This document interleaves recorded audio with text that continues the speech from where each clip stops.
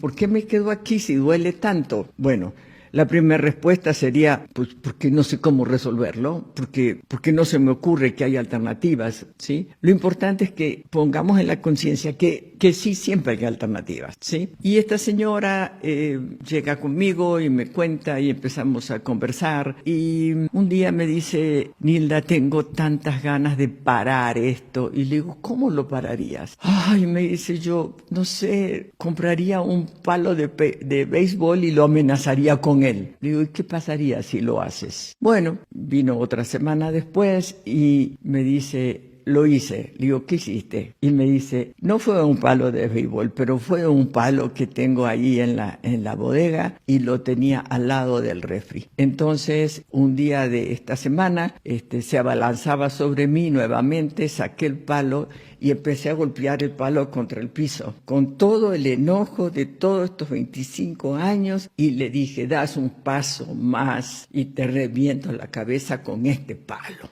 Y yo, ay, pero el Señor se paró. Desde ese día, el Señor no volvió a pegarle, pero empezó a insultarla más fuerte. Y le decía, eres una zorra, bueno, ya saben, ¿no? Todas las palabras hermosas que se dicen al respecto. Y trabajó la señora conmigo estos insultos. Y un día yo le dije, oye, ¿y qué pasaría si tú le dices, cuando te insulta, le dices, pues ojalá se te haga cierto? Y ella lo probó. Entonces cuando el Señor le dice, es que tú eres una zorra, y entonces ella le dice, ojalá se te haga cierto. Otro límite. Entonces, así ella fue poniendo un límite y otro límite y otro límite. Claro, ¿cómo funciona esto? Si a mí me insultan y yo me afecto, lloro, me enojo, bueno, todas estas cosas, entonces quiere decir que funciona. Pero si alguien me insulta y se da cuenta que a mí no me importa lo que él opine, entonces deja de funcionar el insulto.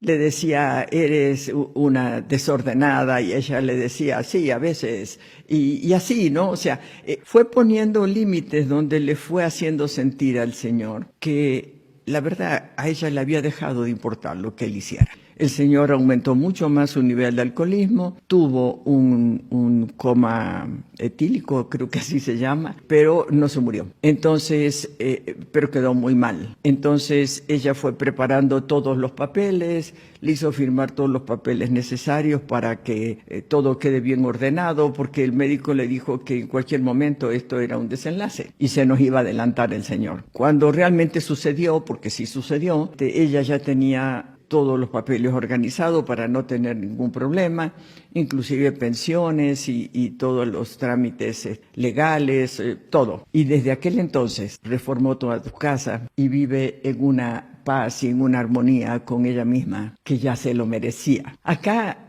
¿cuál es la maravilla de este proceso de transformación? Puso límites, dejó de importarle lo que el Señor opinaba de ella, preparó todo lo que había que preparar para cuando el Señor se muriera, y luego rehizo su casa para que sea su nueva casa de su nueva etapa de vida, y lo festejó.